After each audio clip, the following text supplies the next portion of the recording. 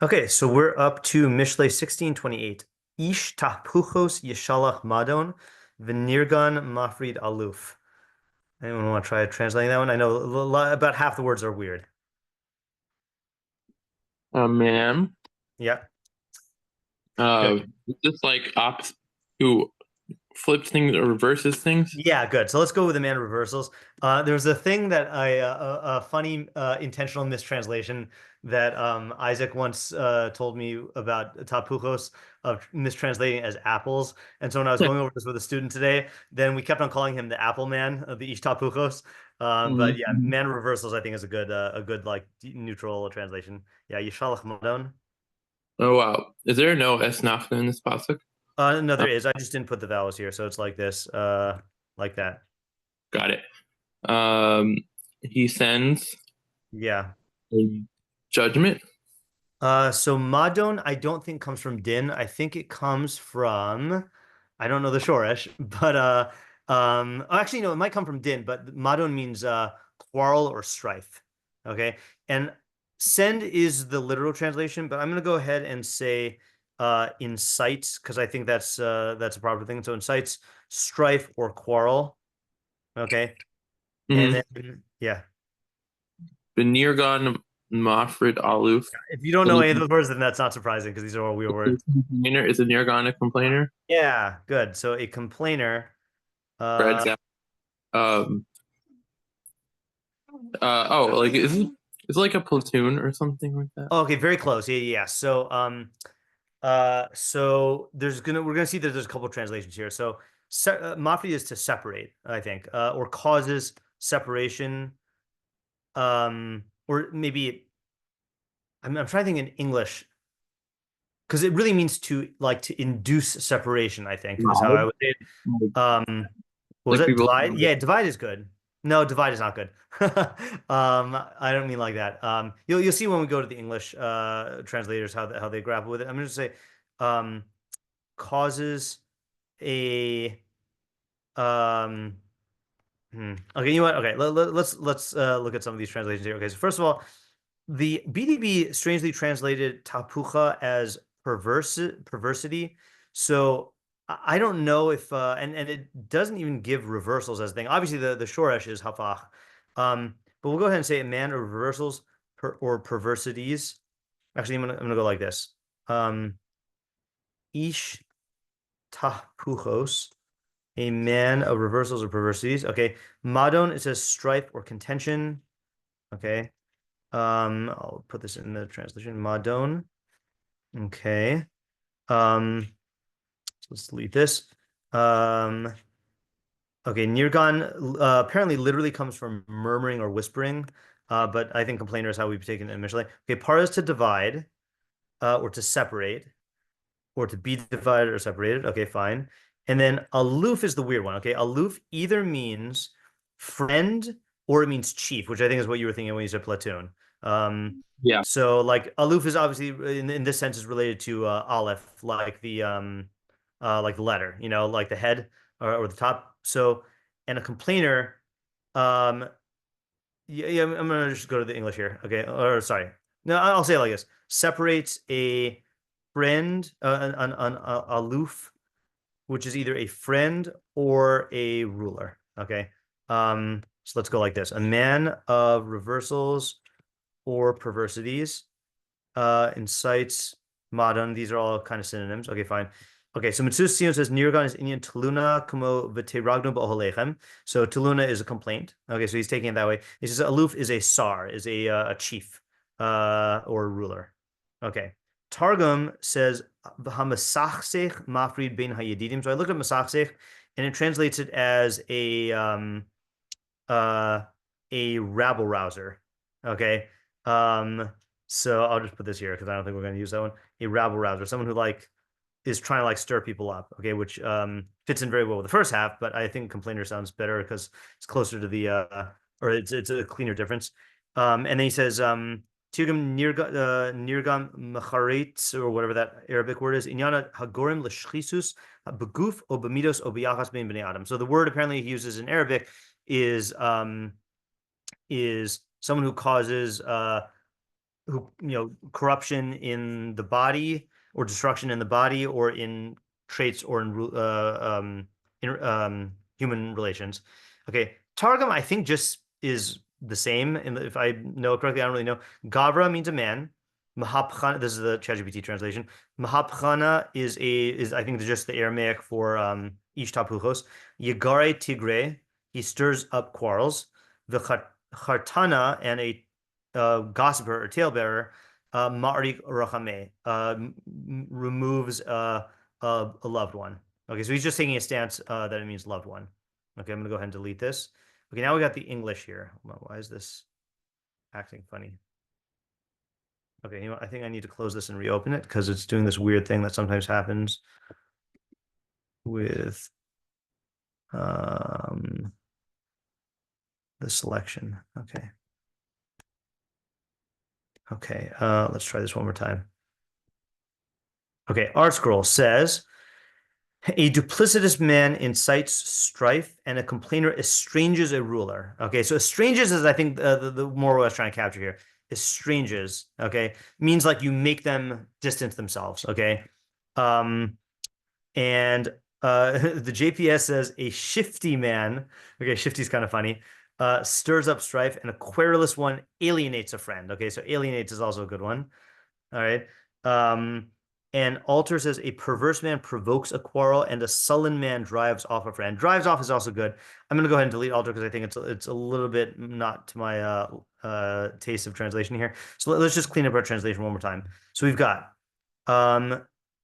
ish tahpuchos, a man of reversals or perversities, or our scroll is also one, or a duplicitous man, okay, incites madon, which is strife, quarrel, contention, and a nirgan, complainer.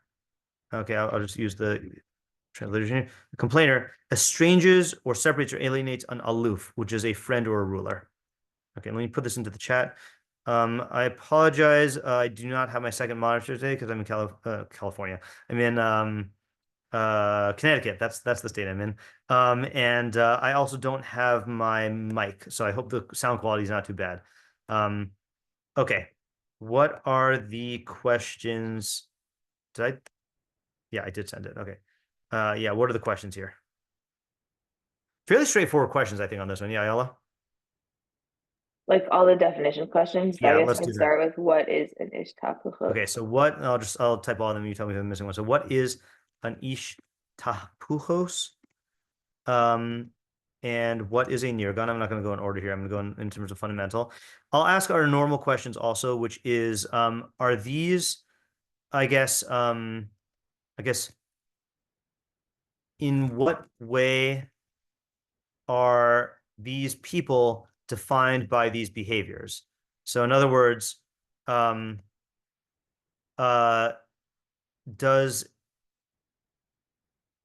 this mean someone who frequently reverses or complains, or can this apply even to a single instance of reversal or complaining? I was not to get political here, but I was thinking I was reading a lot about, I don't know how many people have heard of this yet, but basically like there was this in Trump's administration. This did not involve him, but in his administration, then they accidentally added the editor-in-chief of the Atlantic magazine to a secret Signal chat and revealed highly detailed military operation plans to the point where he wasn't sure if it was fake. And then they said like what time things are going to be bombed, and like he checked 10 minutes later and like it was like bombing there. So I was thinking about that in conjunction because I had recently quoted to someone a Mishlei pasuk that talked about someone who reveals a secret, so you see a pasuk like that about a secret revealer in Mishlei, and you assume it's like an archetype that they're always revealing secrets.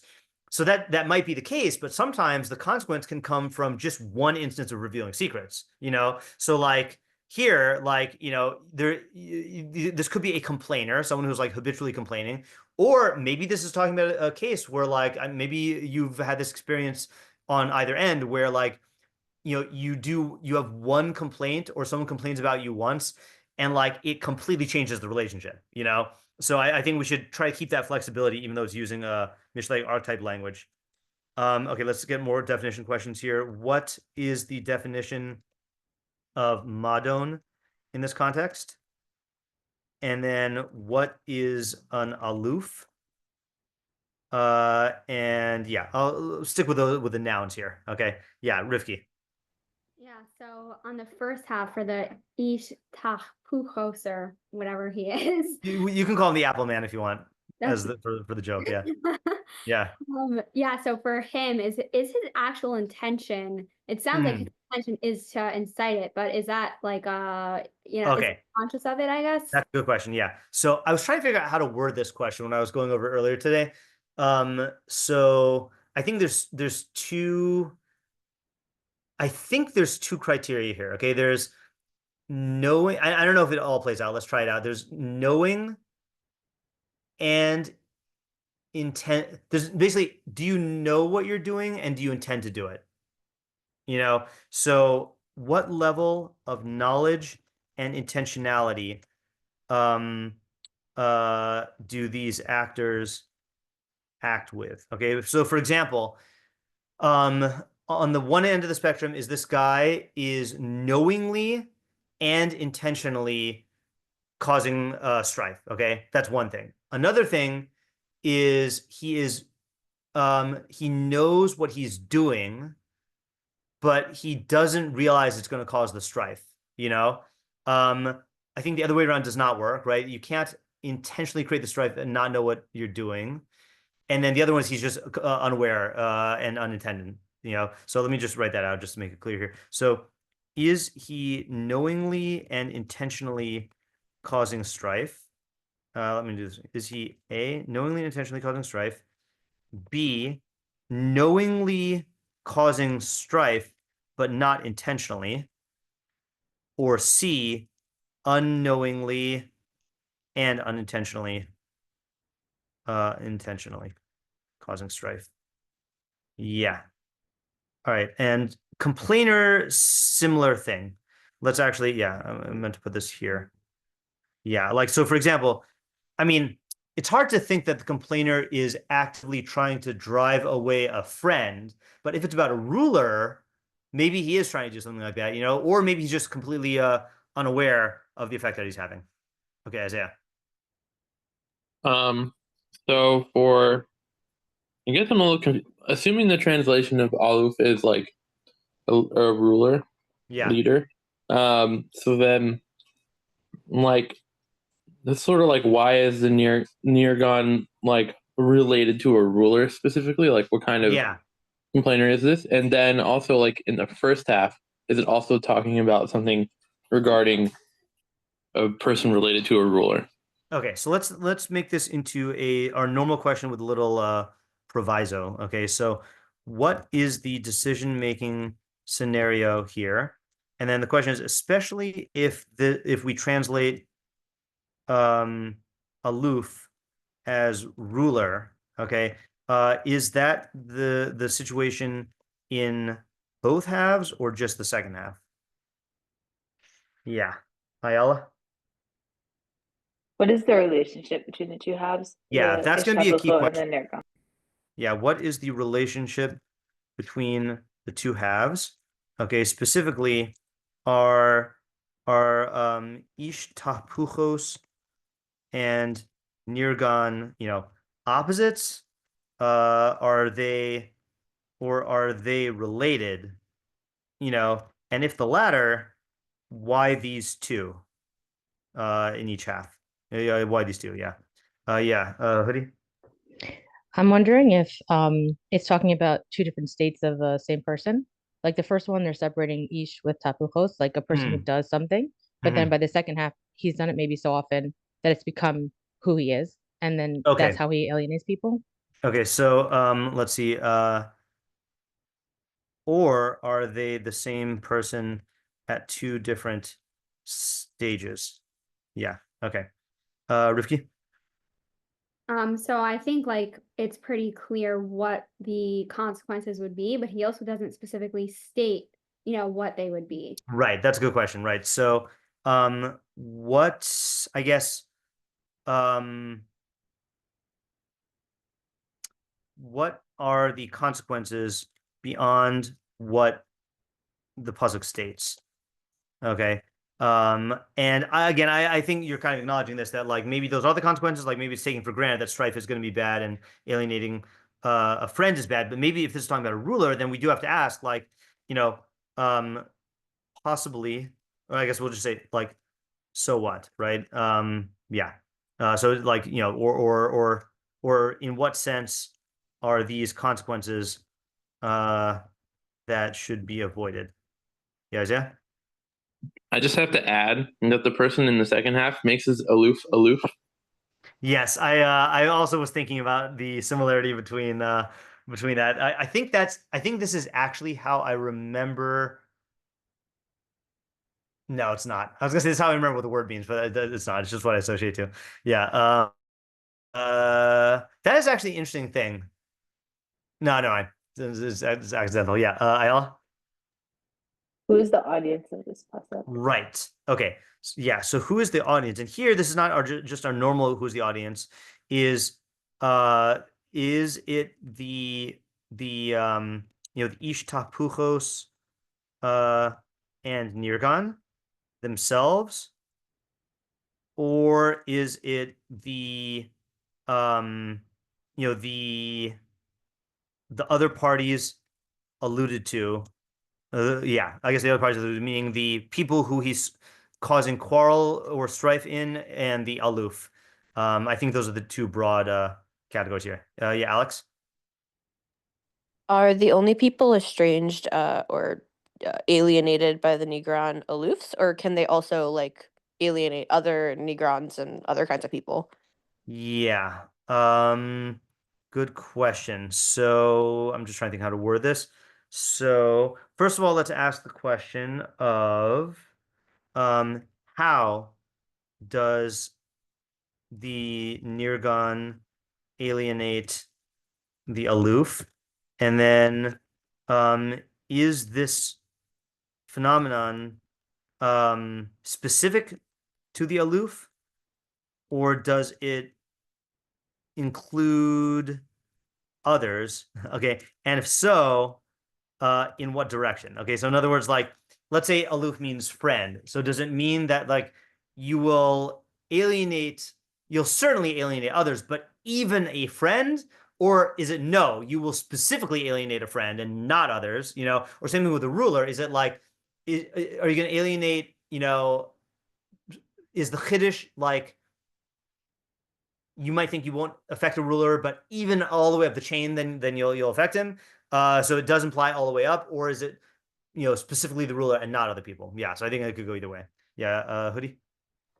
Sorry, I'm still very new to these classes, so I'm just are we only doing problems questions now? We're not meant to Yeah. like Yeah. We're okay. only doing problems and questions out, and then then what we do is we have a minute where we just think, and then we start proposing ideas, and then we do the mafarshim after.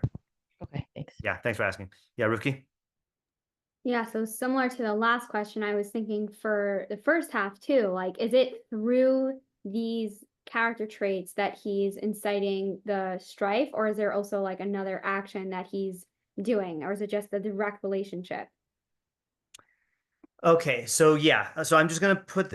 I think the easiest way to ask that question is how exactly does the ish madon, or sorry, ish tahpuchos incite madon, right? And that will answer the question of, is there something in between or not? Yeah. Okay. Do we have all the questions? Yeah, Ricky? Yeah, just like a methodology question. Mhm. I'm assuming that these like people are not on the actual like spectrum that you have like on the picture, right? Right. Because they're not like, I guess, frequent Well, enough. so the Mishleic spectrum that I made was deliberately intended to be like people who show up, a lot. And I think this nirgan, if I remember correctly, let's just see if I'm right. I want to say that nirgan appears 4 times in Mishlei, but I did not look them up today. Because I know there's the one that we've done that is a repetition. that appears in 2 places. Let me just check. Hold on just 1 second here. And I also want to, I'm under the impression that this is one of the terms that Shlomo invented. But so we'll see if this appears in any other sefer. Let's see here. Nirgan. Songs. Oh, yes, I'm right on both scores. So in Mishlei only, and basically the only pasukim you have are, ours is the first time it appears. Then you've got the one that appears twice. Divrei nirgan k'mislahamim v'hem yardu chadrei baten. The words of a complainer are like blows, and they descend to the chambers of the belly. And then this one, I'm not sure if I've learned. The efes eitzim techbe eish uvein nirgan yishtog madon. All right, well, that seems important, actually. Without wood, a fire is extinguished, and without a nirgan, then strife is silence. That seems very important. Yeah. Okay. Well, so that's nice. We can get a whole little sugya here. Okay. Oh, you know what we didn't ask? Oh, we did ask what is a nirgan. I'm just going to add to this the classic question. What is the definition of complain? Right. Okay. Any other questions here? I'm just looking as well. Yeah, Alex?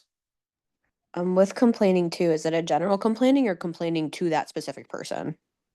Oh, that's a good question also, right. And who is he complaining to? Actually, let's ask, who's he complaining about? Who or what is he complaining about? And who is he complaining to? Just the aloof or others? Yeah, Rivki? Yeah, I think I missed this. I just muted myself. I think I missed this before when you were doing the translation. Could you just explain quickly how we got friend and ruler from aloof? I don't know. I'm gonna click on the video. I know how we got ruler because it's the same shoresh as elef, as aleph, like the letter. I think like a head or a like the top. But let's see what else we see here.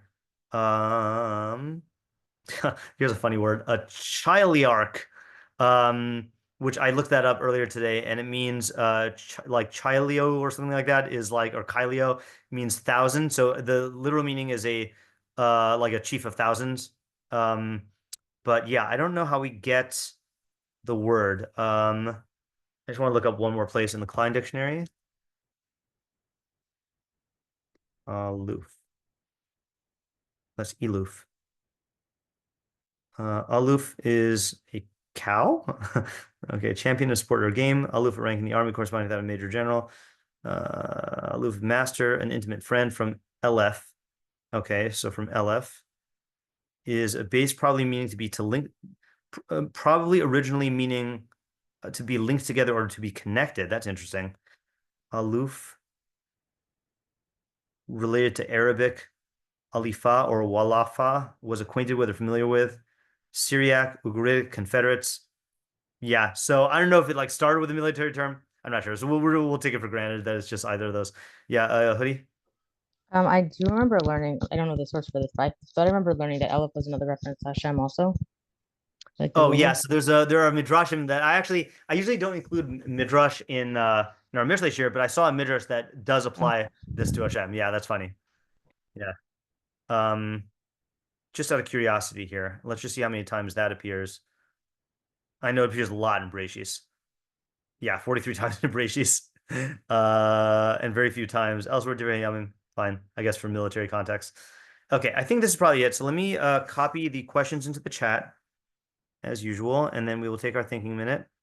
How many halls am I going to need this time? Start with 1 through 8. Yep, that worked. Oh, I can do 2 halls here. Yeah, Ella? I don't think we asked this, but about the strife. Yeah. Or is that, am I done? Yeah. Who is he inciting it amongst? Yeah, that's a good Is question. it like between him and other people, or like kind of dropping it and leaving? Right. Yeah. So I will just add this, and this is not in the chat anymore, but I'm just going to add this to question 6, which is who is sorry. Who is the strife between him and others? or between two other parties? Yeah. Isaiah? I guess like the ish, tahpuchos, and the nirgan, why are they here phrased as like people? Because I feel like if these are just used in specific instances, like why not refer to it as like this action causes this effect? Well, so that I think that's the argument to say that this is talking about someone who makes this a habit, or who this is like it's become second nature or something like that. So that's what I would assume. But I do think I don't think it's unusual for Mishlei to, like, some of the pasukim we've done that refer to someone as a personality type, or like as an attribute of the person, could just be one action. So, like, for example, when it speaks about like an adulterer, I know we haven't done that in our Mishlei, but like I don't think that means that he is like a serial philanderer. I think it could just mean someone who commits adultery. Yeah. Okay, let's take our minute to think, and then we will share our ideas. Let me repaste the translations, because I realized I didn't do all of them.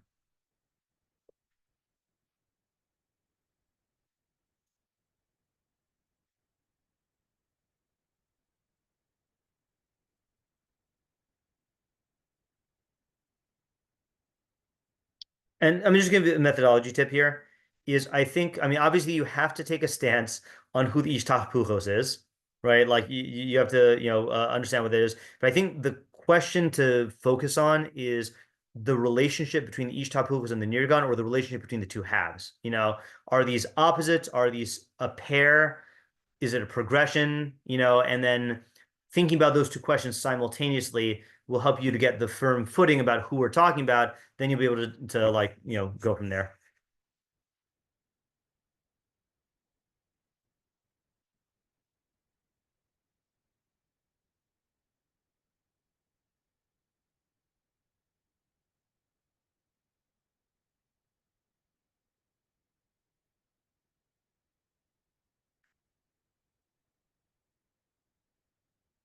Okay, Alex, you're up.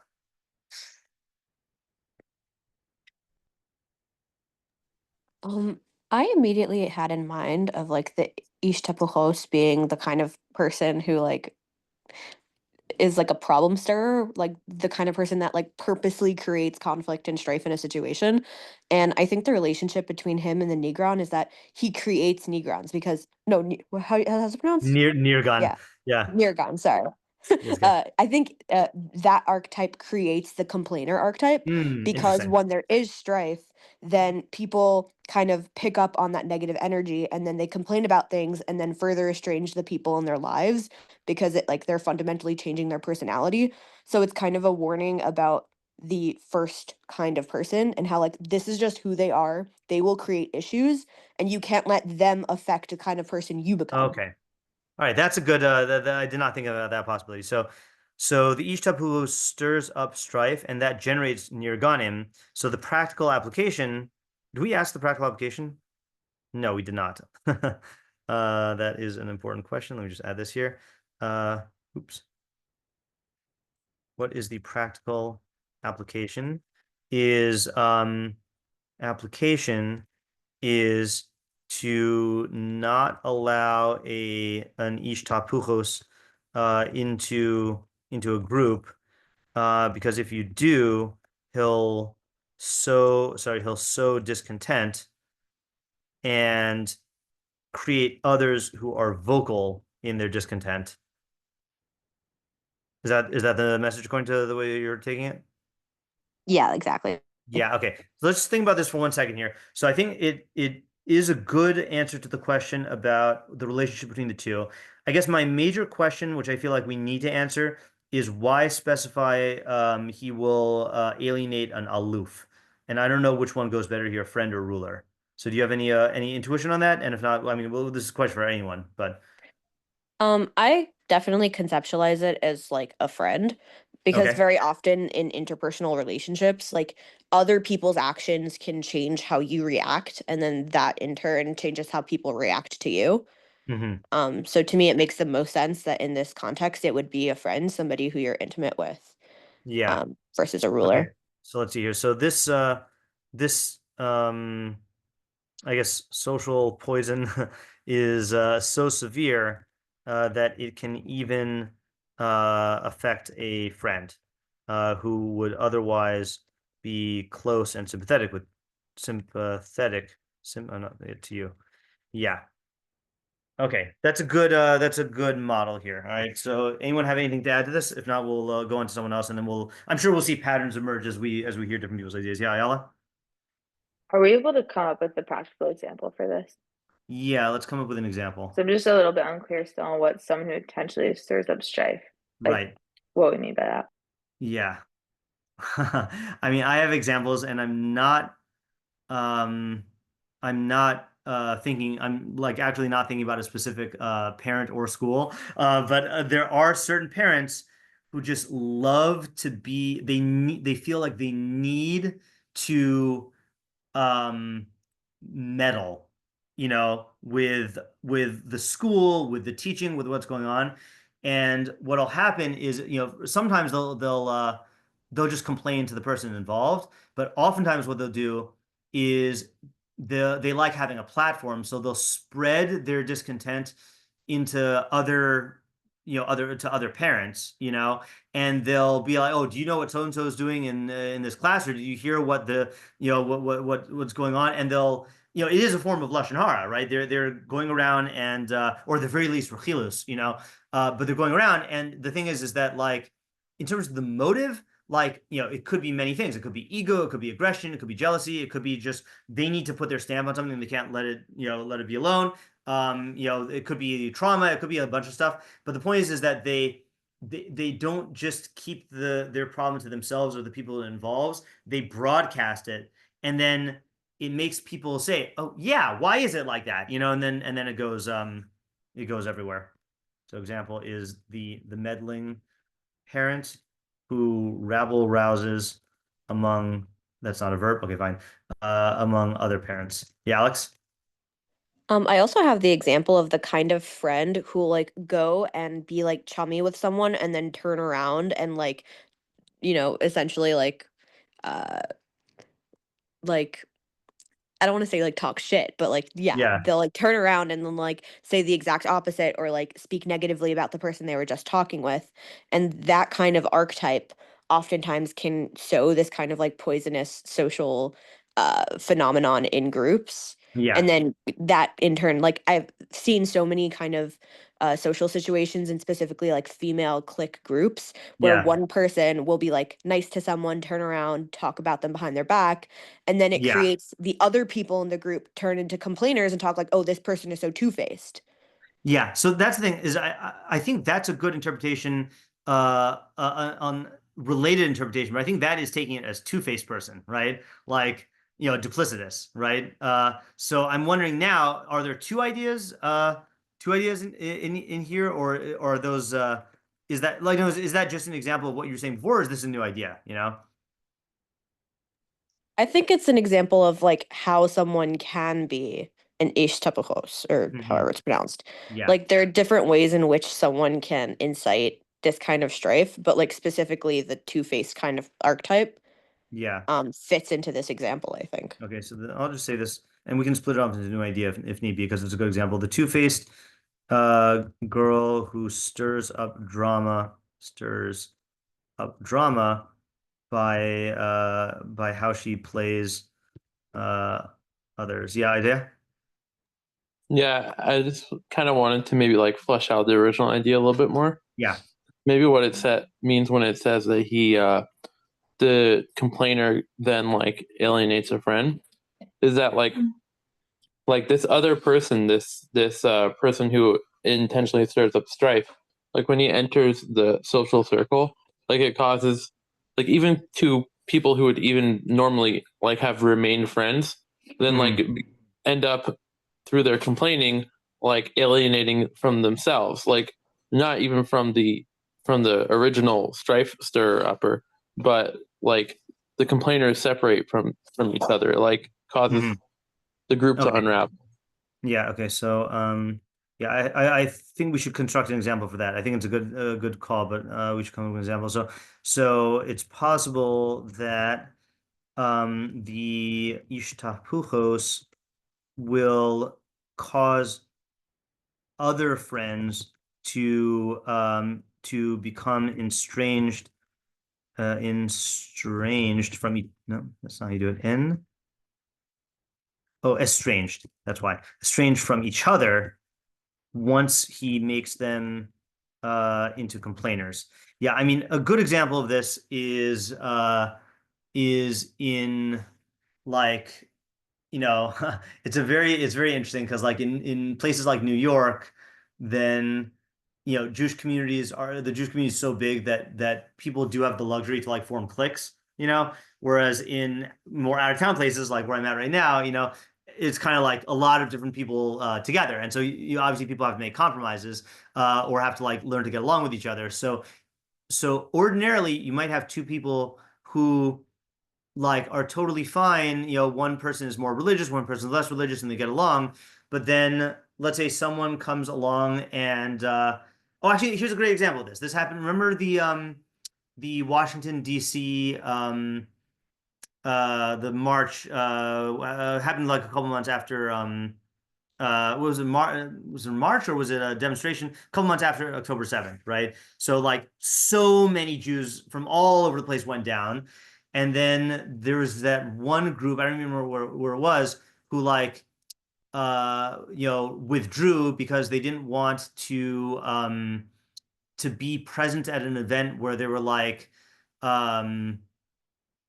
anyone remember the details I'm talking about? It was like I forgot if the issue that they had was with other clergy who were speaking, or if it was with the non-Orthodox clergy. I forgot what aspect it had, and that itself became a whole cause of discontent. And people were like, "No, this is a time for Jews to get together," and like, "No, this is a time like we're like what are we together for in the first place except for our ideology?" And then that caused a bunch of other stuff. So in other words, like if they hadn't like made a statement, I mean, I don't know, remember the particulars, but we're just using this as an example. Like, it wouldn't have stirred up these other issues, but because they did, then it caused people who were ordinarily on the same page to be in conflict. Yeah. Okay. Let's try a different track now. Yeah, Rivki. Okay, so I think I have like a lot of good thoughts, but it could be that it's just gonna be a mishkabobble. So okay, I think what I'm gonna do is I'm gonna listen to your whole thing first and then start typing. Okay. Yeah. So what I'm thinking is that I'm really taking like the consequences of what these people are doing to the people, and then I'm seeing like what is that interaction doing to them.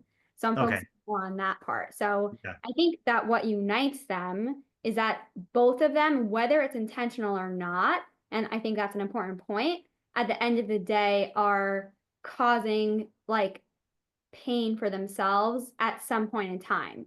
Okay. So in the first situation, we have someone who is causing strife with others. So it's not necessarily at first going to be like on them. Like they might not realize like, oh, well, it's really because of X that like we're having all of these problems. Yeah. But eventually it obviously will come out because that's what we know from Mishlei. And then the second half, what's happening is at the end of the day, they're also being alienated. But I feel like with complaining, it doesn't seem as intentional to me. Like I think that the difference. Yeah, they don't realize they're alienating people. Yeah, exactly. Like they're. I think in general, people complain because they want to be validated or because they really think something is wrong with a situation, or there's a lot of reasons why people complain. But I feel like the intention isn't like the same as when you're actually trying to cause strife and you're actually trying to cause harm. But at the end of the day, you're getting the same result. So we just have to be very careful with how are we interacting with others and really thinking about what is my goal here? Like, is my goal to do this? Or if my goal is not to do this, how can I go about it in a way that I won't become estranged myself? Okay, so I like the overall approach. I think I missed one fact, which is the tahpuchos. Are you going with the idea that they are doing this?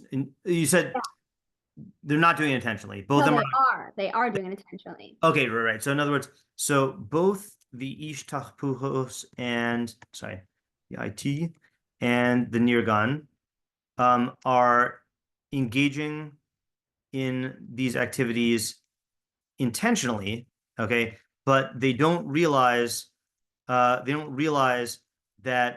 they're creating I guess the consequences of their speech will ultimately affect them negatively.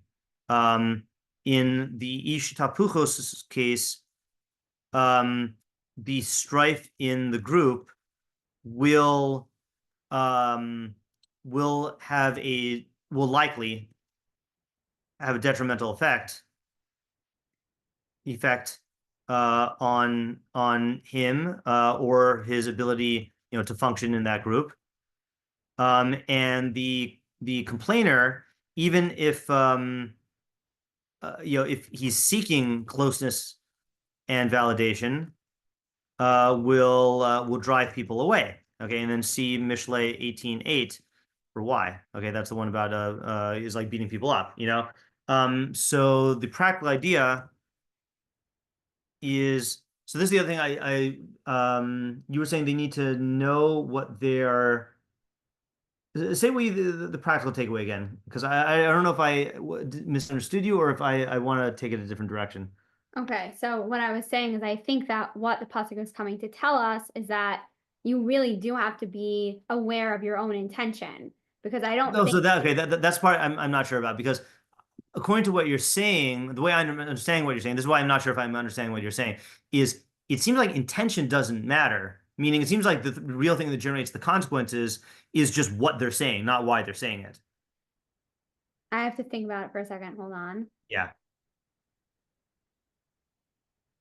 I think that what I'm thinking, and let me know what you think, that I feel like the intention with the complainer versus the intention with the first half, the ish tahpuchos, whatever, is that I think it's more clear cut with the first half. I think when you complain, at least I'm just thinking about when I complain, I feel like my intention is, like I want to complain about something, but the intention isn't to this intention. Like it's not actually to alienate. So I think the difference is that the intention leads to different consequences that you think, which is why I'm ending off with that practical application.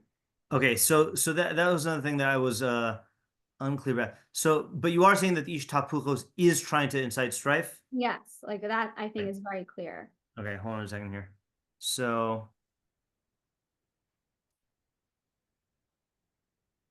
see, that's why I got confused with this. You're engaging in these activities intentionally. They don't realize the consequence. Okay, so I'm just going to do clarification. I don't want to rewrite the whole thing.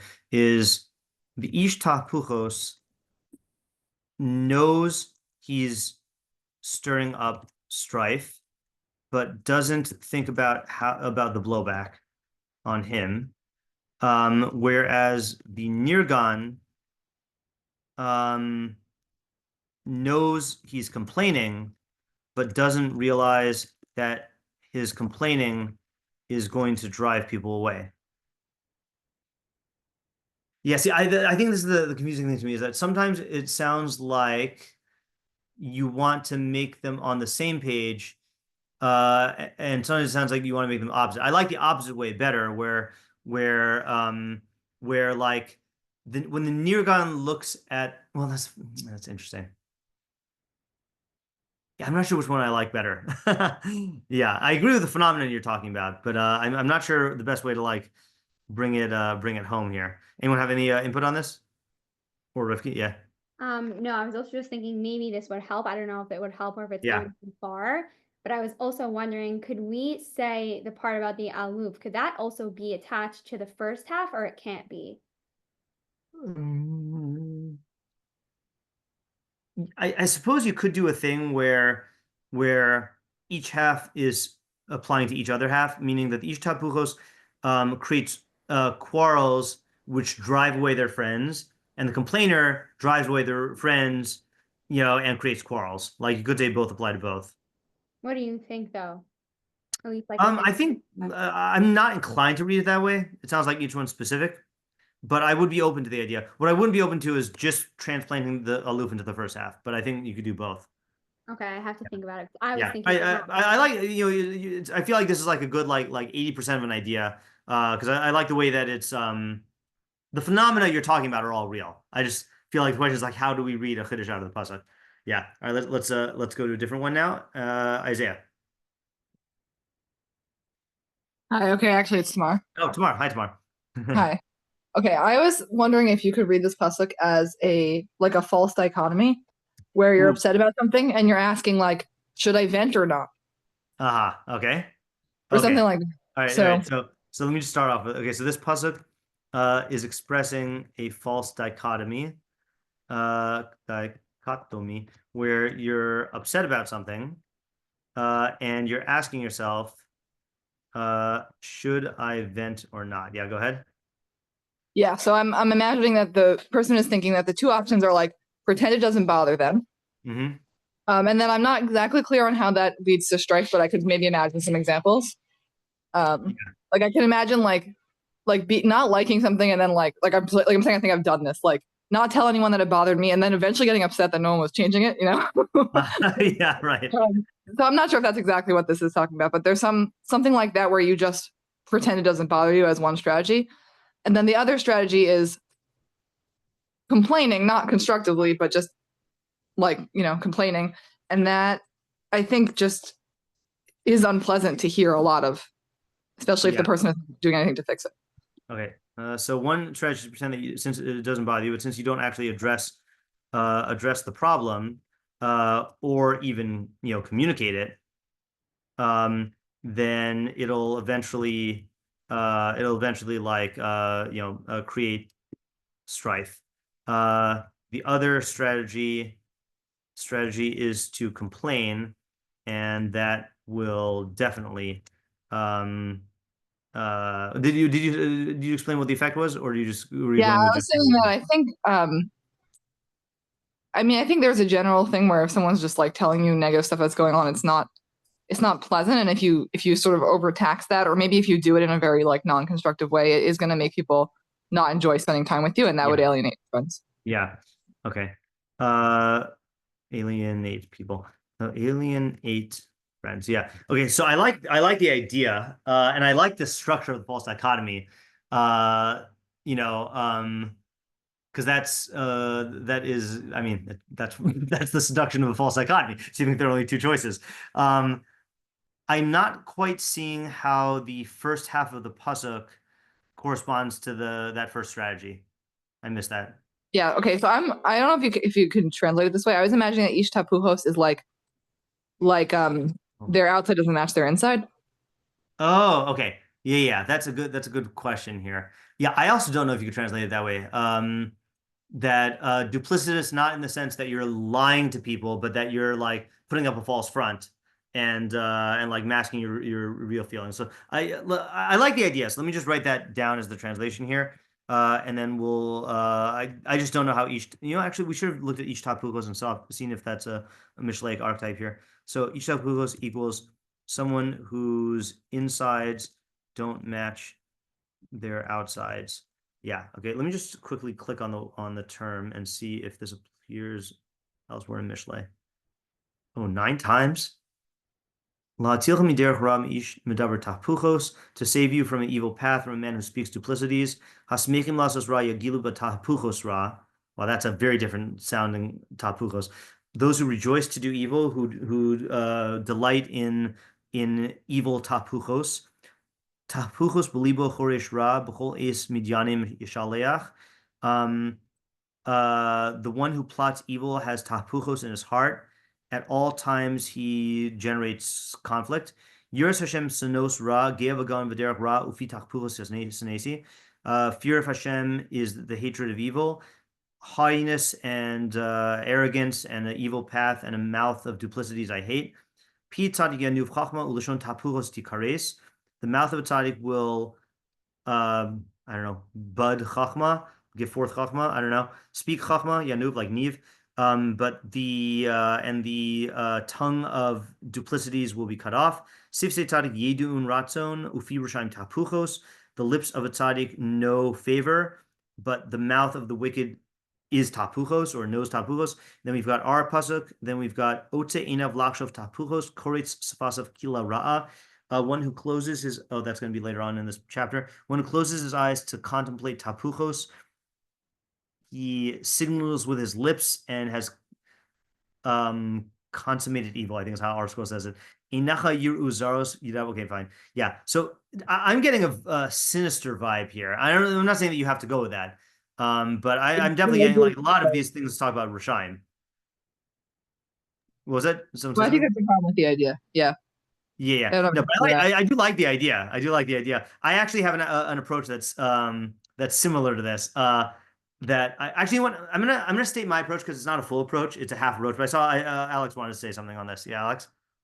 Yeah, I was curious if you could conceptualize the ish tahpuchos as like a devil's advocate, like somebody who believes one thing but will purposely argue the other side just for the sake of arguing. That's interesting. That is interesting. Yeah, I don't know. I can see how that could be destructive in this sense. Yeah, I don't. Yeah, it's part of the difficulty of this pasuk is not really being familiar with this ish tahpuchos guy. Yeah, do I want to say my idea now or not? Because just give me 1 second. My interpretation of the first half is very similar to what Tamara's saying, but my interpretation of the overall pasuk is very different. All right, I'm just gonna get this. No, I'll save it till the end. Yeah. Let's go with anyone else want to say anything on Tamara's approach? I can't see all of the fire party signs. Okay, let's go to Hoodie. I wanted to ask what a manner of reversal is supposed to mean. Sorry, you want to ask what? I'm looking at the possible definitions for each tahpuchos that you put on top there, like a manner of reversals or perversities. And we've been sticking, it seems, a lot with like the idea of a duplicitous man. So first of all, I just wanted to know what a manner of reversals is supposed to mean. I don't really understand that. Yeah, that's part of the question here. Is if we're gonna take that approach, then what does that mean? It was just taken. I missed the first few minutes of this session, so it was just taken from like somewhere else. That's just like the literal translation. Ish tahpuchos is man of reversals, but we didn't. That's gonna. We'd have to figure out who that is. Okay, so I mean, I don't know if this is like a new idea or not, but I keep thinking of this like other similar. It's similar to types that have been mentioned, but as opposed to someone who's going around intentionally creating strife, I've interacted with people who just get off on drama. So it's more of a perversity, like a selfishness. So they don't care if someone else is suffering. It's not really to hurt other people. It's just they're bored, and so they go around and they start like, they'll like at work, they'll go and they'll tell someone, "Oh, did you hear what someone gets for this amount, or what happened with this person?" And then it incites discontent because they're spreading information that otherwise wouldn't be out there, and especially to people, so I'm thinking specifically like a lot of times this happens with like salaries or like different benefits that somebody will get that someone else doesn't get, or like anything like that. I just can't think of how it, like, if it lends anything different to the conversation, but it kept sticking in my head, so just put it out there in case. I think that is a good example of if you take it, it's funny. Some people actually interpret nirgan as someone who gossips, not someone who complains. We're taking it as the complainer, but that would definitely tie that together as well. They're adding, they're creating strife where none exists. And they're and doing so indiscriminately, right? It's not even for a purpose, like a specific. Right. Like, it's just because they're like someone really down, just because they're bored. Right. If you want to bring down someone who's an enemy, that's bad, but like at least you have like a plan that you're doing it for, Right, which I think makes them more perverse because it's such a selfish, like self-centered kind of, like there's no purpose to it. It's really just for fun. And then it also just fits in with similar understandings that we've had of the second part, which is again, like if you're telling someone something about their friend, let's say, and it kind of creates a distance between them because they didn't know that their friend was getting something that they weren't, or that their friend said something about them that they didn't know, or whatever it is. And so then they're distancing that person from the friend. But again, I don't know if that really fits. I'm just. Yeah, no, I think this is definitely a fruitful approach. Yeah, I also see this is the problem with this pasuk. And I'm going to walk into the same problem here. It's very easy to, not very easy. It's accessible to come up with some general interpretation for the pasuk, but to bring it home, I feel like it's very difficult for this one. Friends, once you divulge that information. Okay, let me give you my half approach. Okay, I was working this out with my student Max in school today. So this is my approach. So we wanted to say is that first of all, that the ish tahpuchos is, I want to say that it's not a malicious person. It is a people pleaser. Okay. It's someone who is going to switch what they say and how they act when they're with different people in order to try to either to make peace or to make everyone like them, or to like, to not, like, as an overkill, to like not stir up any troubles. Okay. So I wanted to say again, I don't know why this strikes me as similar to what Tamara was saying, but but I'm going to try to just say it on my own here, is that the person who does this, who like will say one thing to this person and one thing to the other person to try and make everyone happy, thinks that they're solving the problem through this kind of speech, but really they're just papering things over, and they're never actually solving anything, and it could easily come to a conflict, and the complainer is also doing that, because I think the complainer, the way we've defined complaining in other psukim about the complainer is it's verbalizing your anger at reality for not being in line with your desires. So it's not complaining. If you're actually like using your speech for a constructive purpose, then that's not complaining, even if you're upset about the thing. Complaining is when you feel like you're just like venting your anger. Reality shouldn't be this way, and you're expressing it. And we've said before that it's a very childish way. It's a tantrum, basically, because when a baby cries, when something happens that a baby doesn't like, or some stimulus that is painful or causes conflict, the baby will cry, and then the parent will take the thing away that or address the situation. But when adults do it, then the reality doesn't magically yield to your crying, So, but you feel on a primal level that you're accomplishing something when you complain, and sometimes it can masquerade as venting or like validation, So both of these are examples where the person believes that they are actually going to address or solve something through their speech. The one person tries to do it through like, in a, for lack of a better term, through peaceful means, through like trying to make everyone happy, and the other person does it through trying to get everyone to see things from their perspective, But in both cases, it's just going to generate more conflict. In the complainer case, it's going to generate more conflict because you're not actually addressing the scenario and you're spreading your discontent. And then in the first case, then in the people-pleasing case, you're not actually addressing the problem. And I know I've quoted this this Aesop's fable before, but I don't know if this one has a title. But there was a middle-aged man who had a girlfriend who was older, an older woman, and another girlfriend who was a younger woman. And when the younger woman was with him, she felt self-conscious being seen with a guy who had gray hairs. So she would like pluck out his gray hairs, And then when the guy was with the older woman, she felt self-conscious being with someone who was so much younger. So she would pluck out the black hairs, and the guy ended up bald. And the moral of the story is, if you try to please everyone, then you end up pleasing no one, So that's like what tends to happen with these people-pleasing things. Like, you see with politicians all the time. It's like they're trying to get all the constituents to like them, so they try to curry favor with this group by yielding to them, and then that group thinks that, oh, they're on my side, and they like me and they're going to support me, and then they curry favor with the other side, and then the two groups find out that, oh, he's not really. Either it creates strife between the leader or the politician and the group, because they realize that, oh, he wasn't sincere, or it creates strife between the two parties because each of them thought that the problem would be solved, and it doesn't get solved, So that's what I have. I don't know where to go from there. Yeah, Hoodie? I actually want to suggest, I want to go off with that people-pleasing thing. Yeah. As someone who struggles with this personally, it actually really hit on something that I've noticed that I've been trying to work on, which is that another thing a people pleaser does, at least I do as a people pleaser, is they promise to do a lot to get somebody to be happy with them or to like them. And then because it's just impossible to do everything, you end up disappointing those people and taking back what you said you would do. And sometimes you leave them in a worse place than if you had just said, no, I can't do it. And I find that I noticed what was happening was people were getting angry. They were saying like, well, and I justifiably. And so it woke me up to thinking like, okay, you have to like be more careful about committing to things. But it actually good. might fit in very nicely with this because it's again your reversal here is you're saying like, you know, a people pleaser will say they'll do something and then they go back on their word, not because they're bad, but because they just wanted too much to do something. But then that Yeah. ends up like having their relationships break apart because people complain about them and then All they right, that's just really like good. distance themselves. Yeah. Okay, good. So I'm gonna try typing this out now, and then we'll see if it gets even better. So the each tahpuchos is a people pleaser who says and does things to try and make everyone happy, even if those things are inconsistent. Okay. This will inevitably result in it's funny. What you said, I think, is true.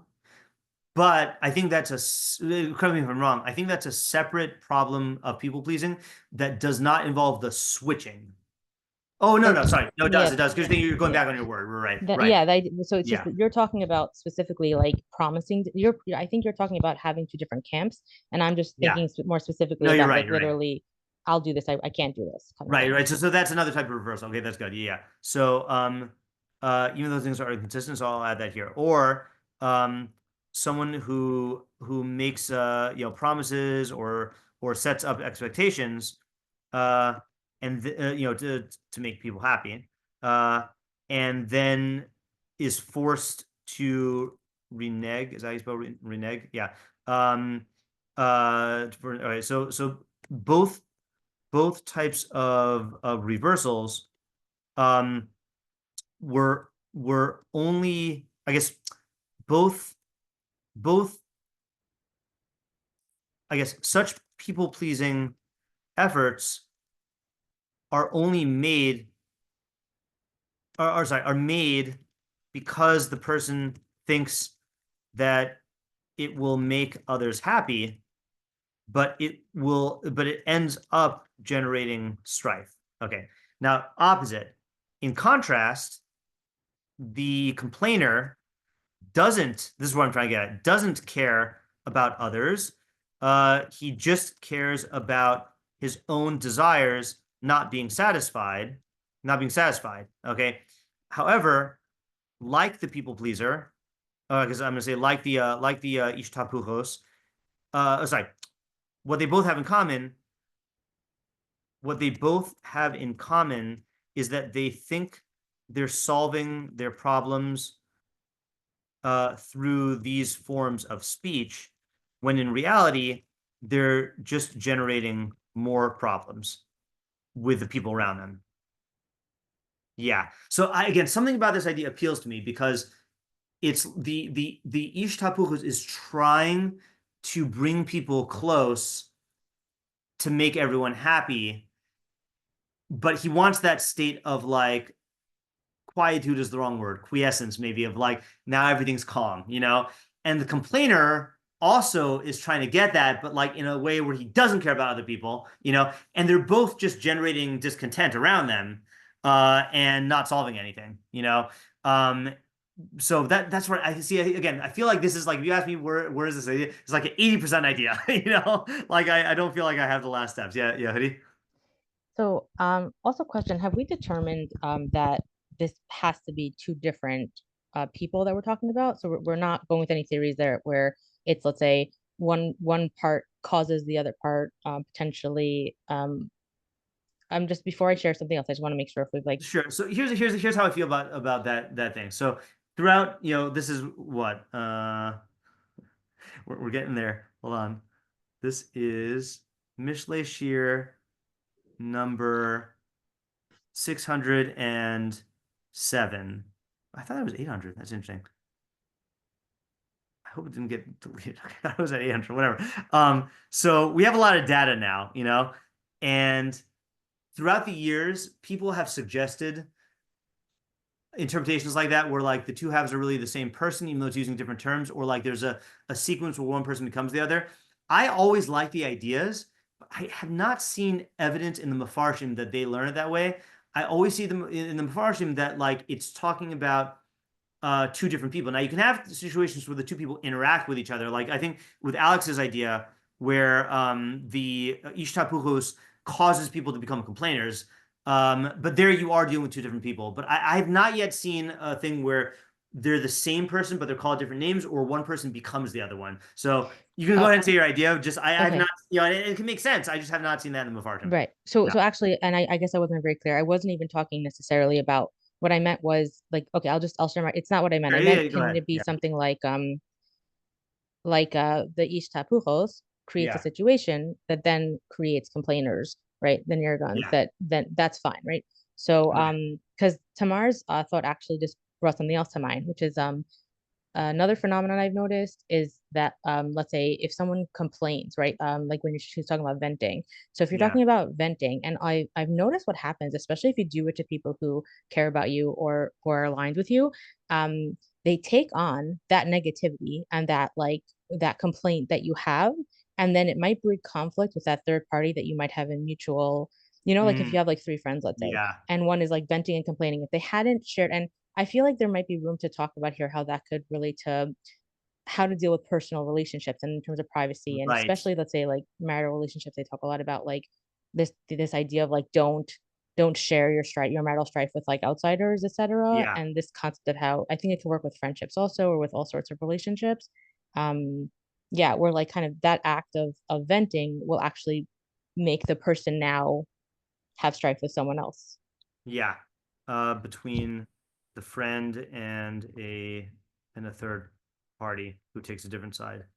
I definitely have seen this in divorces, right? Like this tends to happen where like you have like a couple and they have a group of mutual friends, and then like there's a divorce, and then like each one kind of ends up taking the sides of the other, and then it breaks apart the friend group in that way.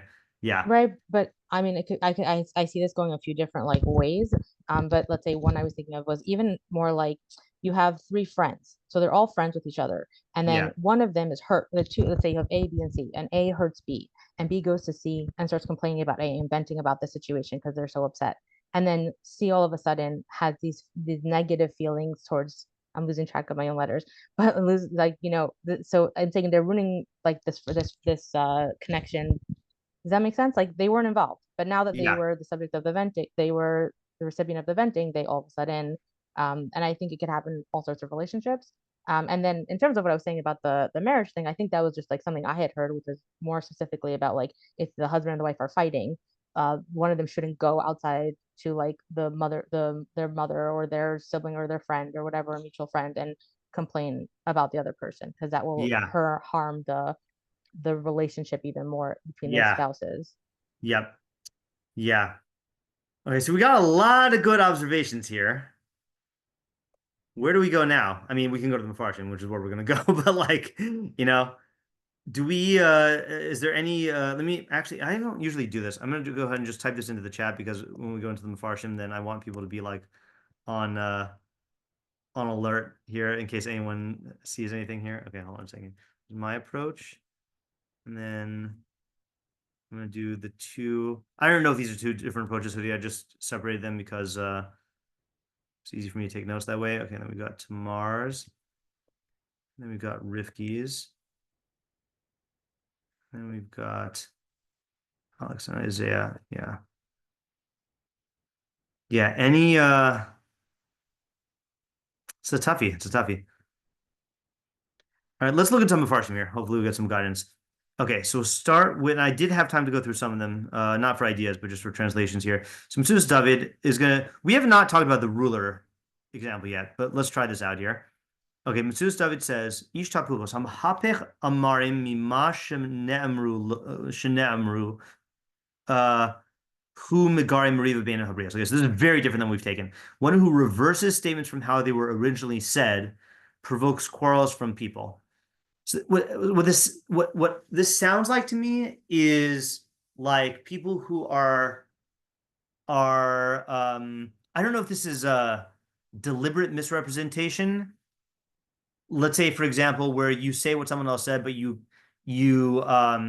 insinuate a different intention, or like you don't capture the tone, or you take it out of context, But the point is that you end up saying things that are like the opposite of you report things that are the opposite of what people meant. Or said, that aren't faithful to that. And a complainer, one who complains about people's actions after the fact. Oh, sorry. Mislonin achar maase bnei adam. I don't know why I'm not after the fact. Mafrid min oh, sorry, I didn't finish translating this. One who reverses statements from how they were originally said provokes quarrels among people. The nirgan hamislonin achar maase bnei adam, who complains about people's actions. Mafrid min ha'anashim es hasar asher aleim, causes separation between people and the person in charge of them. Ki moridim bo, for they will rebel against him, against the person in charge of them. The gam hum nehapach lahem la'oyev, and the person who was in charge will also become their enemy. Yeah, Isaiah? I guess like I'm wondering, especially in terms of the complainer, like, it sounds like he's saying like the complainer is a pretty effective person. Like he's complaining about whatever this person in charge did, and it causes like problems for the person in charge. So, like what's the practical advice that he's giving? It sounds like he's saying like complainers, when they complain, their complaints have effects, but like yeah, I mean, it sounds like what he's trying to, well, one thing that he's doing is it sounds like he's trying to draw a comparison between the consequence in the first half and the consequence in the second half. In both cases, they're causing quarrels or strife. First one is among people, and the second one is in hierarchies. Like, I guess one's horizontal and one's vertical, right? So let me just try to summarize this, right? So a person who, I guess an ish tahpuchos is someone who distorts other people's statements, and that will lead to quarrels. Okay, and I don't think we need to explain how that leads to quarrels. Obviously, like, it's going to lead to misunderstandings, and that'll lead to quarrels. Or like, obviously, if I'm saying something to Rifki and I want it to be heard in a specific way, then like potentially anything that's out of the ordinary, that takes it out of that intention or doesn't convey it properly could just like cause additional problems. Even if they, in other words, it's not that it's being deliberately distorted in a way where it's making them mad. It could even just be like not representing what they said. Like if I say, for example, order like 500 balloons, and the statement gets made, order 5 balloons, and then Rifki orders the 5 balloons. Now I'm going to be upset because she didn't like plan the party correctly or whatever. So something like that. Okay, and then a complainer complains about others, and that will cause a rift. I think that's the word I was looking for. Rift between the people and their boss. Now, that's the thing also. This is the funny thing. He's not complaining about the boss, right? I mean, Mr. Stubb doesn't say it. He says he complains about people. That guy will separate between people and the person in charge of them. So it sounds like he's complaining about them, and then it's that maybe their boss is going to hear, and then the boss is going to, there's going to create friction between the boss and the people. Yeah, Rifki? Yeah, I was just thinking, I mean, I don't know if this fits into his words, but like just in like a workplace, if you have like one person who's doing that, then it's causing problems for their boss, and the boss is going to be annoyed at the person. And it's just the whole work environment is going to suffer from this one person's actions. Yeah, I think so. Right. Yeah. Yeah. So I think it doesn't even matter which direction it goes. He's just giving two interpretations. And obviously the people will hate him as well. The complainer himself. Yeah. Okay. So what's the main idea according to this approach? And again, I think the key with this puzzle is we got to get what's the unity between the two halves. And then that's where the main idea is going to emerge from. And these sound like very different things, right? I mean, maybe that's it. Okay. So in other words, like this, I'm not going to say the whole thing, but like the ish tahpuchos going to him is like distorting the truth. The complainer, for all we know, is speaking the truth, right? So that's just interesting opposites here.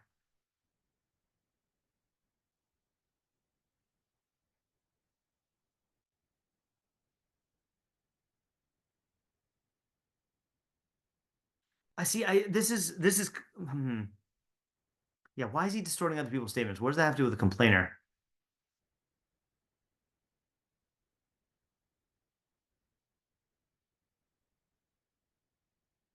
Maybe it is malicious. Yeah, Ella? I don't know if this is like actually relevant or it's just a specific example that came to mind, but I'm thinking of someone who, let's say, distorts other people's statements kind of to make them more interesting or for attention or something like that. Yeah. Or, yeah, because they want a reaction.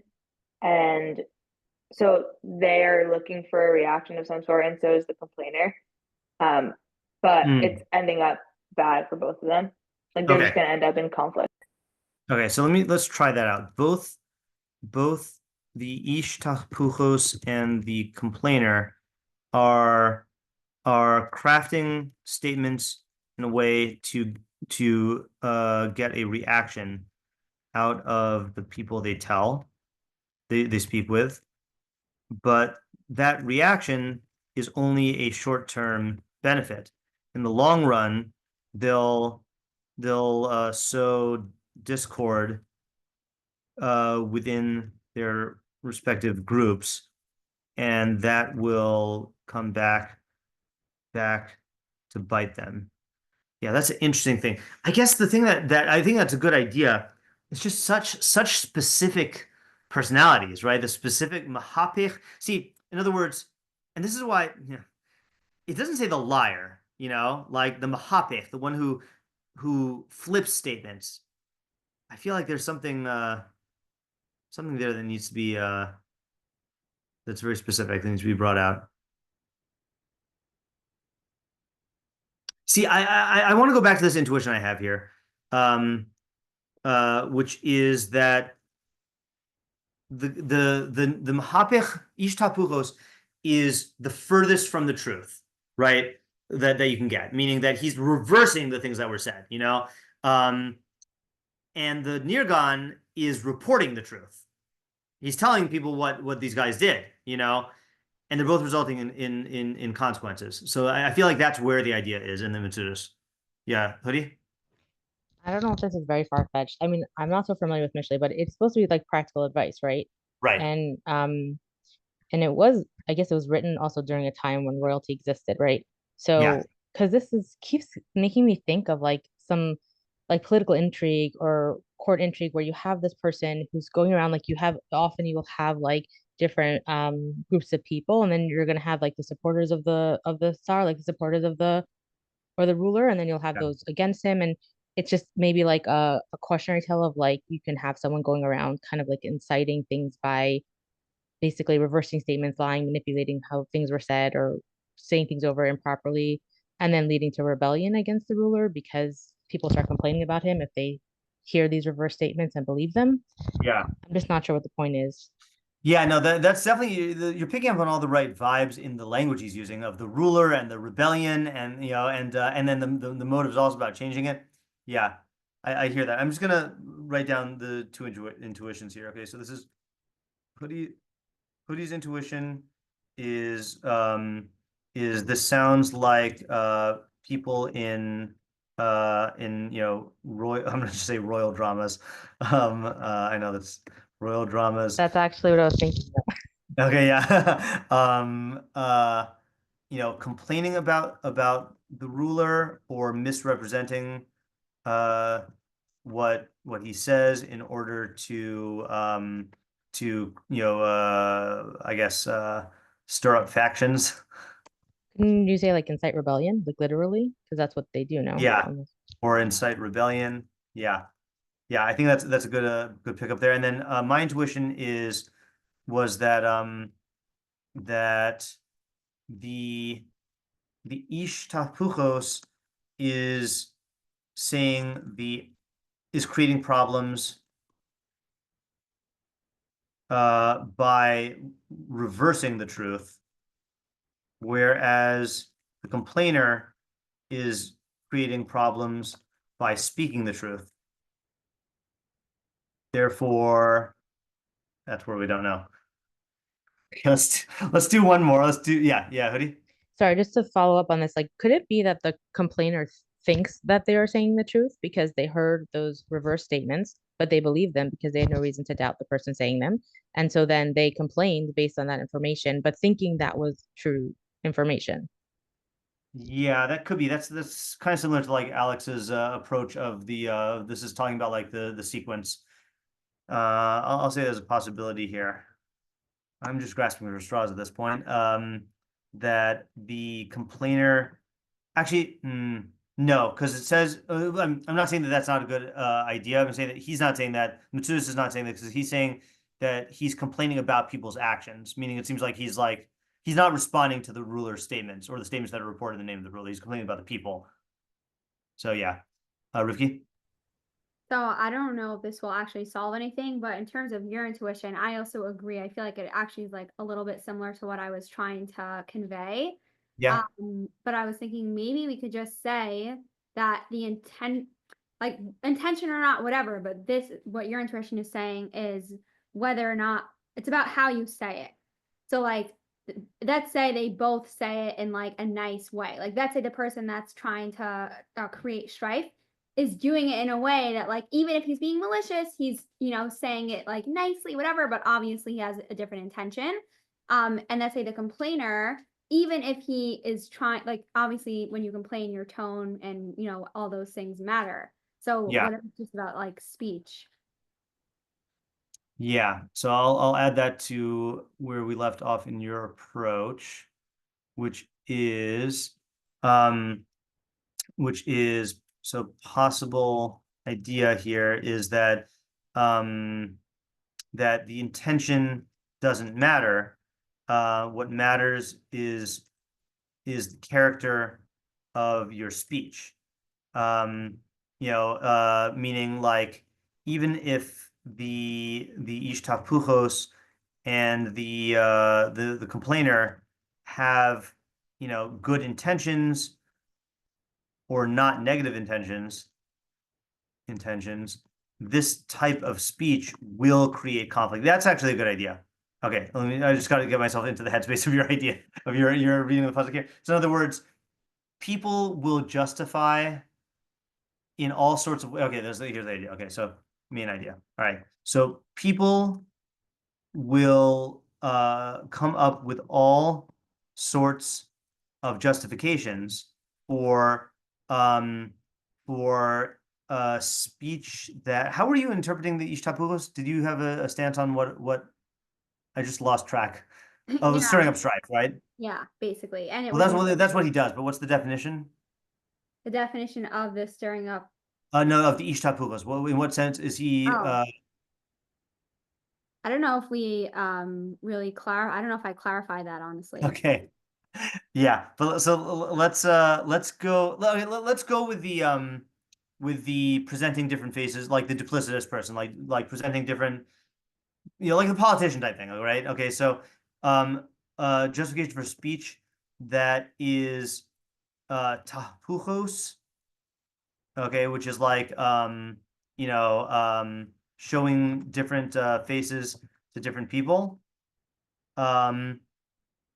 And for complaining, okay, and even if these justifications are valid, that type of speech will create conflict and will create strife and alienate people. Okay, like there are cases where like we've said, there are cases where you're complaining, you're doing the activity of complaining, and the thing you're complaining about really should be changed. Like it really shouldn't be like that, but you will end up driving people away because no one likes to be near someone who's whining, or no one likes to be subject to just being reminded over and over again about the ways that they're discontent. Like, and similarly, you could be, again, this, I'm just going to borrow from my idea, my interpretation of each tahpuchos. You could genuinely try to be a people pleaser because you want to make everyone happy and you want peace. But if you're engaging in that kind of talk where you're presenting different things to different people, or you're like what Hoodie was saying, where you're like reversing what you said, it will create strife. Like the intentions do not matter, that type of speech will, whereas there are other kinds of speech where the intention does matter, like if you are rebuking someone and you can be saying the same words, but if they sense that you are doing it for your own ego or to like you know, or out of anger or whatever, then they're not going to listen and it's going to create problems. But if they sense that you're doing it out of love and for constructive purpose, then it will matter, you know. Here, the intentions don't matter. It's going to always create strife. So the practical application is find other ways, other solutions to address those problems, and don't make recourse to this tool, which has an inherent cost, an inevitable cost. Well, we got one idea. I think that's good. Anyone have anything to add to that? Yeah, Hoodie? I actually just have a question. I'm trying to follow. So I can you just clarify then what kind of speech specifically are we speaking of that we're supposed to avoid, even if it could have good intentions or practical? So what I'm saying is, I think the ish tahpuchos speech here is I still think the one that fits best here is and maybe it's just because I'm attached to the idea that I was saying and the applications that you were saying. Yeah, give me 1 second. Let's think about this for 1 second here.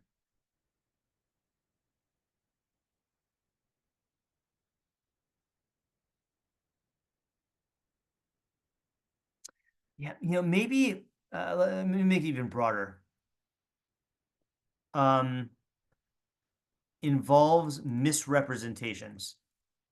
Okay, whether of your own thoughts and feelings, or of the facts, or you know, or like your, you know, I don't know, your yeah, I guess anything. In other words, anything that is subject to reversals, where like someone can point to you, anything where someone can point to you and say, but you said the opposite, you know, or but the opposite was said, you know. So I'm being very, very broad here because again, reversal is such a broad thing, you know. I don't know if that helps or hurts. So can I just see if I understand here? Are you suggesting that it's saying there's even if so one side of this equation is good intentions, one side is bad, or reversal, right? One side's bad, one side's good. But the understanding is any kind of negative, reversal, complaining type speech should be avoided regardless of intention, because it's just you have to find some other way to deal with it, even if it's well intended. Yeah, correct. And when I say that, what I mean is that like I don't even mean to say it should always be avoided. I'm saying like that's the practical implication is that you should try to avoid it as much as possible. But in cases where you can't avoid it, you should know that this is going to be a consequence. Like maybe there are times when you have to misrepresent something, or talk to look. I mean, in politics, like you do have to like appeal to different groups, you know, but you have to realize you're going to run the risk of creating strife when people find out that the way you were representing yourself to them is not the way you're representing yourself to someone else, or like was not really fully, you weren't fully on board with this. You were just saying, you know, so it's an inherent cost. Like that's the real thing. That's what I mean when I say like you should never engage in it. I mean that like you should avoid it as much as possible because this is a real cost. Yeah, Rifki? Yeah, I think also just I'm trying to think about this practically, and I think that like this is a not very, I think it's a pretty high level to attain, to be on, but I think like I was thinking, how can I, you know, practically achieve this, whether it's like within your idea of like the people pleasing or within this idea. And I think that something to do is like I was thinking about with lush and hara, because I feel like that's very applicable to this. One of the very big things that we speak about is you have to know who you're speaking to, literally RA, like you have to know. And I think that if you're speaking to someone that you really, really trust, that they have a greater ability to not be like negatively influenced by what you're saying, versus that if you're just like complaining to this person, this person, this person, like that will have a different effect as well. So I think like, I don't know if that really fits specifically within the words of the pasuk, but I do think that it's definitely like a consideration within this realm. Yeah, I think that definitely can help a person to implement the pasuk, but I think that the pasuk is focused more on the speaker in this case, not the audience, because I think this is going to be a problem across audiences. Yeah. Okay, you know, I think because we're at 8:30 and I am a little tired right now, I think I don't have the energy to go on to Rabbeinu Yonah right now. So let's just take stock of what we have. Let's just take stock of the pieces of the ideas. and then we'll end off on summarizing the main idea as we have it, because I think we have a lot of really good pieces here. So Alex was saying that, and Alex's idea is also good. I don't mean to discount that, but that the real starting point here is the ish tahpuchos, which means someone who's like intentionally trying to stir up strife for whatever the motive is, drama, whatever. And that's going to generate a lot of complainers. So yeah, it's an interesting thing. It's like it's almost like yeah. So the complainer is like the complainers are people who would not have ordinarily complained, except for the fact that this person started the fire, and so this person starts the fire, and then you got a bunch of complainers. Now you have to deal with a ton of complainers. So the practical application is, and that could even result in making the complainers turn against each other.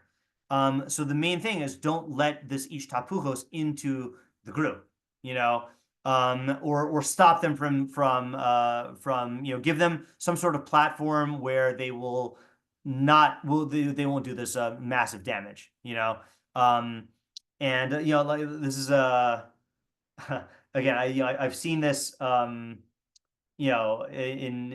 certain cases of like teachers who are not happy with how certain things are going in the school, so the teacher will complain in front of the students, and that leads to bad internal dynamics in the thing. Like, fine, if you're gonna complain, go directly to the boss or whatever, so that's Alex's idea. I think that idea does stand on its own. That's good. Okay, then there's Tamara's idea, which I still think has a lot of potential here, which is ish tahpuchos is someone who's basically I don't like to use the word hypocrite because hypocrite has a certain connotation in English, but someone who's not tochel kavara, whose insides are not like their outsides. And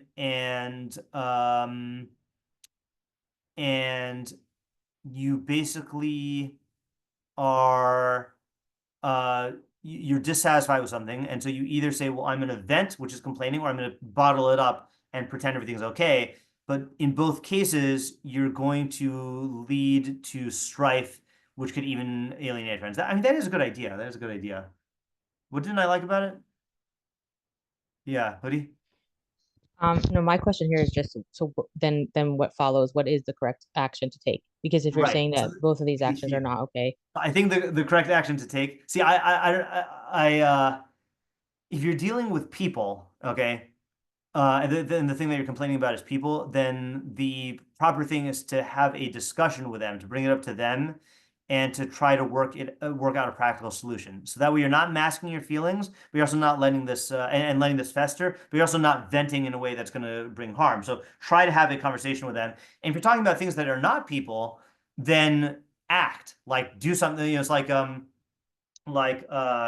Epictetus says, it was like, if your nose is running, then wipe your nose. Like, don't just sit there complaining about your nose running, So I think those are the two routes to take, is like communication and action. So complaining in this case is actually suggesting you're complaining to other people outside of the conflict. You're not talking about complaining. So, yeah. Okay, fine. Yeah. Okay, and then we had Hoodie's two intuitions here. One is that the ish tahpuchos is the person who is going around stirring up drama for their own entertainment or amusement. And it is indiscriminate in that sense, and that it will generate strife. So that's just a good in isolation interpretation of the first half. And then in isolation with the second half is complaining will force your close friends to take sides, but then also to share in the discontent, and that can spread and cause other complaining for other people. So I think there's still potential there. My approach was the ish tahpuchos is the people pleaser, and and they're trying to make everyone happy, but it's not going to work because they're not addressing the underlying. There still is the underlying disunity, either between the groups that you're trying to like appeal to, or in your own. Scared me. Google just turned on, and it was a strange person's voice. Okay, it was coming from a weird echoey place back there. Anyway, I don't know if you could hear it. It's just going. But anyway, what was I saying? Google.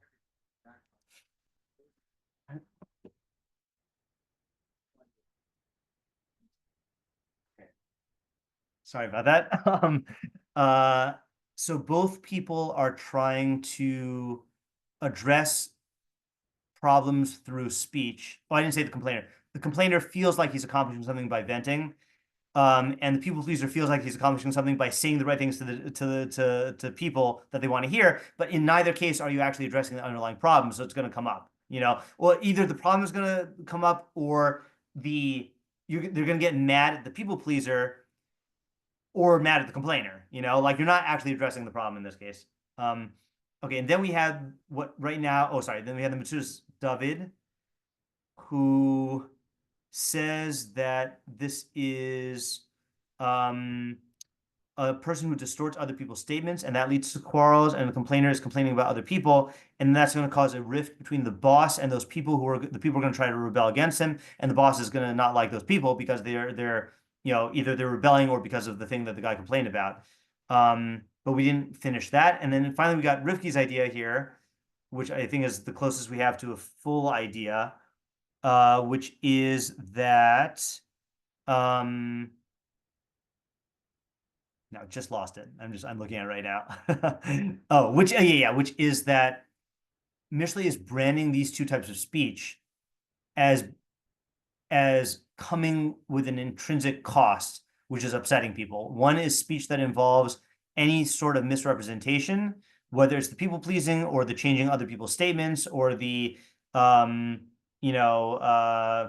reversing what you say you're going to do. And then the complaining is venting your anger at reality for not being in line with your desires.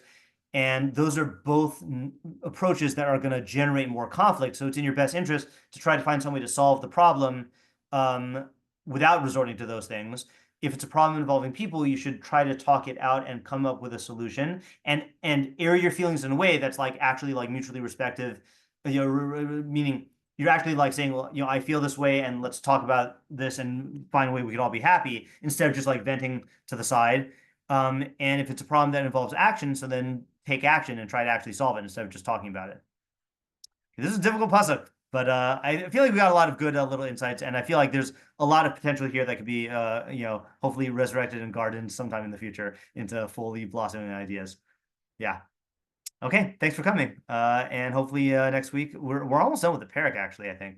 Right? We've got we're on 28, so we've got 1, 2, 3, 4, 5. Okay. Yeah, we're almost there. Next one is definitely in line. Oh, look. Yeah, we got another one, which is another ish, and then the one after that is another tahpuchos one. So then it seems like it switches topics. I guess we'll find out. Okay, have a good week, everyone. Talk to you later. Thanks for coming. Thank you.